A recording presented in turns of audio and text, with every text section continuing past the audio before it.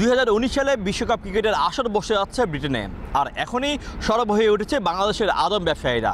তৈরি করেছেন আদম ব্যবসার নতুন ফাঁদ। শতভাগ ভিসা প্রাপ্তি সহ নানা প্রলোভন দেখিয়ে বিজ্ঞাপন দিচ্ছেন সামাজিক যোগাযোগ মাধ্যমে। আর এতে ফাঁদে পা দিচ্ছেন অনেকেই।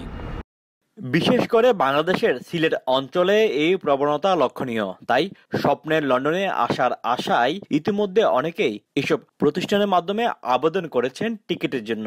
বিশ্বকাপ ক্রিকেটকে কেন্দ্র করে এই প্রতারণা জালে জড়িয়ে নিজের ক্ষতি এবং দেশের ক্ষতি না করার পরামর্শ ব্রিটেন প্রবাসী বাংলাদেশি সাবেক এই ক্রিকেট কোচের। ক্রিকেটের উছিলায় যেন কেউ নিজেরা ভিকটিম না হয়। অনেক সময় এই ধরনের ওয়ার্ল্ড কাপ, অলিম্পিক এবং কমনওয়েলথ গেমস এসব সময় এই ধরনের চক্র খুব সক্রিয় থাকে। বিশ্বকাপ ক্রিকেট উপলক্ষে কোনো বিশেষ ভিসা চালু করেনি ব্রিটিশ সরকার। যার আবেদনে এই ধরনের জালিয়াতির কাগজ পাওয়া যাবে, প্রমাণ পাওয়া যাবে, তার ভিসা 10 বছরের জন্য নিষিদ্ধ হয়ে যেতে পারেন ব্রিটেনে। যে কোনো অ্যাপ্লিকেশন করবেন, work permit, student visa, spouse visa.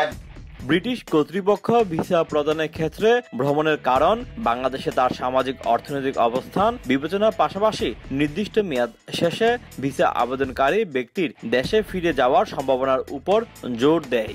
ব্রিটেনে এসে অবৈধভাবে থাকার এখন তেমন কোনো সুযোগ নেই। তাই এই অপচেষ্টা থেকে বিরত থাকার পরামর্শ বিশেষজ্ঞদের। প্রতারক চক্রের কোনো সহযোগিতা নেবেন না এবং তাদের ফাঁদে পড়বেন না। যদি তাদের ফাঁদে পড়ে ইউকে আসেন, এসে আপনারা যদি আপনার ইলিগালি স্টে করেন, এইটার জন্য আপনার দেশের ভাবমূর্তি নষ্ট হবে।